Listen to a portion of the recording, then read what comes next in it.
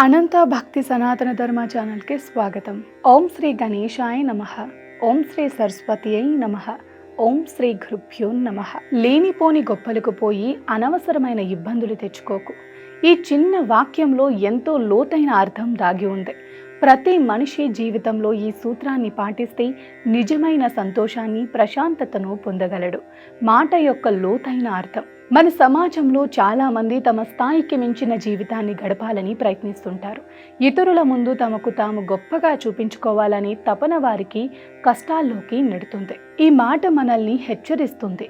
నిజమైన సంతోషం బాహ్య ప్రదర్శనలో కాదు, మన జీవితాన్ని మన స్థాయిలో సంతృప్తిగా గడపటంలో ఉందని. ఆర్థిక జీవితంలో మన ఆదాయానికి తగ్గట్టుగా ఖర్చు చేయటం, అవసరమైన అప్పులు చేయకపోవటం, భవిష్యత్తు కోసం పొదుపు చేయటం మంచివి. సామాజిక జీవితంలో ఇతరులతో పోలికలు పెట్టుకోకుండా ఉండటం, సొంత స్థాయిని గుర్తించి మెలగటం, నిజమైన స్నేహబంధాలను పెంపొందించుకోవటం, వృత్తి జీవితంలో నైపుణ్యాలను మెరుగుపరుచుకోవటంపై దృష్టి పెట్టడం, నిజమైన ప్రగతిని సాధించటం, అనవసర పోటీలకు దూరంగా ఉండాలి. ఈ సూత్రాన్ని పాటించడం వల్ల కలిగే ప్రయోజనాలు: మానసిక ప్రశాంతత, ఒత్తిడి తగ్గుతుంది, మనశ్శాంతి పెరుగుతుంది, జీవితంపై సానుకూల దృక్పథం ఏర్పడుతుంది, ఆర్థిక స్థిరత్వం, అనవసర ఖర్చులు తగ్గుతాయి, ఆర్థిక భద్రత పెరుగుతుంది, భవిష్యత్తు కోసం పొదుపు చేయగలుగుతాం, ఆరోగ్యకరమైన సంబంధాలు, కుటుంబంతో మరింత సమయం గడపొచ్చు, నిజమైన స్నేహితులను గుర్తించగలం,